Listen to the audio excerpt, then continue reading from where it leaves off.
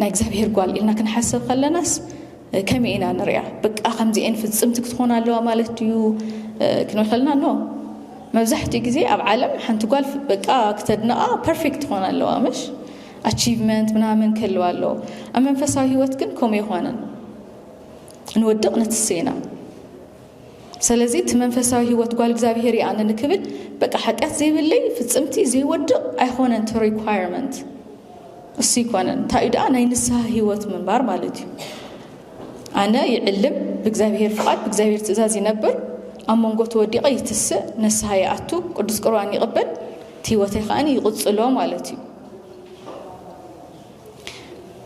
ሓደ ግዜ ታይ ሚስኮንሰፕሽን ኣሎ መንፈሳዊ ጓል ክባል ከሎ በህሊናና ነቐርጾታይ ነጸላ ዝተሸፈነት ወደ ነጸላ ዝገበረት ቀሚስ ተኸደነት maybe ኣብ ቤተ ክርስቲያን ትኹስትር ተጽሪ ወይ ትዝምር ወይ ተጣቕዕም ክኾን ይኽእል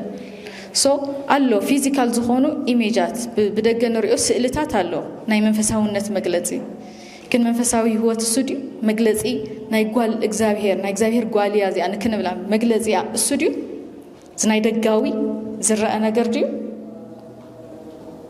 ኣይኮነን ንኣብነት ፈሪሳውያን ብደገ ክረአዩ ከምኦም ጻድቕ ኣይነበረን ኣከዳድንኦም ናይ እግዚአብሔር ሕጊ ኣብ ክዳኖም ሰፊዮም ኣብ ዝግንባሮም ለጢፎም ዝኸዱ ዝነበሩ በቃ ሰብ ክሪኦም ከለኳ ጓል ኣንስተይቲ ጨጉራ ከምዚ ተሸፊና ምናምን እያ ትሓልፍ ነይራ ግን እሶም እዮም ከዓ ንኢየሱስ ክርስቶስ ይሰቐል ኢሎም ፈሪዶም ዝሰቐልዎ ክጠፍእ ዝገብሩ ከዓ ፈሪሳውያን እዮም ግን ኣብ ምንታይ ነይሮም ኣብ ናይ ሃይማኖት ቦታ ነይሮም እወ ኣብ ቤት መቕደስ ነይሮም ናይ ቤት መቕደስ ኣገልገልቲ ነይሮም ሰባክያን መምሃራን ነይሮም ናይ ሕገ ሙሴ ኤክስፐርትስ ነይሮም ኣከዳድኖም መንፈሳዊ ነይሩ ኣስራት ቦክራት ይውፅኡ ነይሮም ወደ ግን መንፈሳውያን ነይሮም ውሽጦም ናይ እግዚአብሔር ሰባት ነይሮም ናይ እግዚአብሔር ሰባት ኣይነበሮም ከምኡ ልክ እኻኒ ናይ እግዚአብሔር ጓል ክንብል ከለና ውጫዊ ነገር ኣይኮነን መግለፂያ እዚ ናይ ውጫዊ ነገር ትገብሮ ነገር ሕማቕ እዩ ማለት ኣይኮነን እሱ ግን ምስ ናይ ውሽጢ ህይወት እንድሕር ዝስማዕማዕ ተኾይኑ እዩ ትክክለኛ መንፈሳዊ ዝኸውን ማለት እዩ so the inner person ወይ እንደገና ናይ ውሽጢ ክንብሎ ከለና እንታይ ማለት ነው ፍቕሪ ዘለዋ ትሕትና ዘለዋ ጾም ጸሎት ስግደት ኣብ ዘላ መጽሓፍ ቅዱስ ተንብብ ሳክራመንትስ ወይ እንደገና ናይ ቁርባን ህይወት ዘለዋ ሰብ ይቅር ባይ ትብል ብዘይ ቅድሚ ኩነት ትፈቱ ምስ ጎረቤታ ምስ መሳርሕታ ብሰላም ትነብር ትውህና ቀንዲ ግን እንታይ እዩ ናይዚ ኩሉ ዝንጸባረቕ ዘሎ እንታይ እዩ ናይዚ ኩሉ ፍረታት ብደገ ንሪኦ ዘለና ፍረታት እንታይ እዩ ውሽጣ በልባ እግዚአብሔር ታይ ስለ ትገብራ ስለ ትፈትዎ ስለ ትደልዮ ማለት she seeking God ወዶ she seeking God እግዚአብሔር ትደልዩላ ተሃድኖላ ዝብል ቃል ሜቢ ትክክለኛ ቃል ዘይክኾን ይኽእል ግን ትደልዩላ ማለት ግን እንታይ እዩ በቃ ብንግሁ አንጊሆም ዝደልዩን ክረኽቡን እዮም ይብል ወዶ እግዚአብሔር አንጊሆም ዝደልዩን ክረኽቡን እዮም እሱ ይትን እግዚአብሔር ምድላይ ዝብል seeking God ብምንታይና እንደልዩ እግዚአብሔር ውሽጣ ተፍቅሮላ ትፈትወላ ትምነዮላ ከአኸና ኣብ ተግባርኻ ብምንታይ ትገልጾትና ኣብ ጸሎታላ ማንም ሰብ ዘይርያ ማንም ሰብ ዘይሰምዓ ኣብ መደቀሲያ በይና ሆይና እግዚአብሔር ትጽልያላ ቃል እግዚአብሔር ትምገባላ መንፈሳዊ መጽሐፍቲ ንእግዚአብሔር ከቕረባ ዝኽእል ተንብባላ ሰብ ኣብ ዘይብሉ ከዓ ሰብ ተገልግላላ ሰብ ዘይጥቀመሉ ሰብ ዘይድንቐሉ ዘይጣቕዓላ ዋው ዝትገብራላ እኮ ኣብ ዘይብልላ ንባዕላ ሰዊዓ ጥቕሚ ዘይትረኽበሉ ጥራይ ነፍሳ ትግብረሉ ኣብ ኣገልግሎት ከኣኒ ትርከባላ ማለት እዩ እቲ ናይ ኢነር እዚ እዩ እቲ ናይ ኣውትዋርድ ኣፒራንስ ኣይኮነ ናይ ደገ ውጫዊ ይኮነን እሱ እዩ ግን ፐርፌክት ያ ማለት ደግሞ ኣይኮነን እዚ ትገብሮ ብምሉእ እዚ ናታት እዩ ስትራግል which means ሙዳቕ ምትሳእ ዘለዎ ህይወት እዩ መንፈሳዊ ሙዳቕ ምትሳእ ዘሎ እዩ ንኣብነት ትዕግስቲ እያ ትዕገስ ይብ ሓደ ግዜ ተናዲዳ ከኣኒ ክትፃረፍ ትኽእል እያ ከተመሊሳ ነው ንምታይ ዝገረ ኣምላኽ ይቕረበለለይ ካብ ሕጂ በቃ ከምዚ ክገብራልና ወባ ንስሓ ወባ ኸይዳ ንስሓ ኣትያ ካኣኸኣኒ ተቐቢላ ስሬት ናብ ቁርባና ትምለስ ማለት እዩ ወሓሎ ጓል ወይ ኸና እግዚአብሔር ጓል ክንብል ከለና ሓደ ግዜ ናይ ዶሜስቲክ ሮል ብቻ ይኾነ ዶሜስቲክ ሮል ማለት በቃ ክሽነት ሰርሕ ፀብሒ ጎዝ ዝኾነት ከምዚ ዝገብር ነው it's not like ናይ ገዛ ስራሕ ዝውክል ኣይኾነን ከምኡ መሲልዋ ማርታ እኮ ንማርያም ኣብ እግሪ ክርስቶስ ኮይና ክትሰምዕ ከላ ቃል እግዚአብሔር ታይላታ ኣይትሕግዝን እንዲኸ ኣይትሕግዘን እንዲያ ንገራባ በይነ ይደክማለሁ ኢላት ወደ ታይ ጉባ አክሽነ ጥራ ይጉባ ኢላ ስለተሐሰበት ግን ሆሙ ዲዩ አይኮነን ስለዚህ ሆሙ ናይ እግዚአብሔር ጓል ክንብል ከለና በቃ ናይ ገዛ ኣብ ገዛ ጥራ ይተሰርሕ ኣብ ገዛ ብቻ ካብ ገዛ ዘይትወጽ አይሆነን እቲ ማሕበረሰብ ተገልግልያ ኣብ ቤተ ክርስቲያንም ተገልግልያ ኣብ ቢዝነስ ስራሕም አላ ከምቲ ፕሮቨርብስ 31 እኮ ኣብ مصحف مثالي 31 ዘሎ እሱ ማዓት ከመይ ዓይነት ዲሊጀንት ለኸም ተሰርሕ ይረና ኣብ ስራሕ ቢዝነስ ማዓት ኢንቮልቭመንት ኣለዎ ስለዚህ ናይ ዶሜስቲክ ሮል ብቻ እንትን ሪፍሌክት ዝገብር አይኮነን ካልእ ኸኣኒ ሱቅ መባል ሳሜሲቭ ምዃን ወይ ኸኣኒ ንኹሉ ነገር ምእዛዝ ንኹሉ ሰብ ንኹሉ ነገር ኣብ ዝኾነ ሲቹዌሽን ምእዛዝ ንዝኾነ ነገር ሱቅ መባል ኩሉ ሻዕ ከም መንፈሳዊ መግለጺ ወይ ኸኣኒ ከም ናይ እግዚአብሔር ጓል መግለጺ ጌርና ንሮይና ኩሉ ሻዕ ከምኡ ይኾነን የስ ቅዱስ ጴጥሮስ هم ዘለና quiet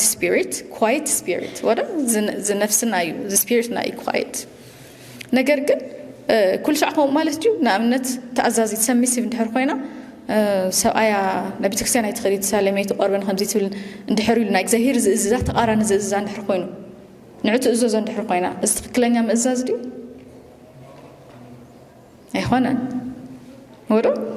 ንኣብነት ኣስቴር ተዛረቢ ክትዛረበሉ ዘለዋ ሰዓት ሱቅ ተይላ ትክክል ድዩ ኣብ ትክክለኛ ሰዓት ዲያ ሱቅ ትብል ዘላ ኣይኮነን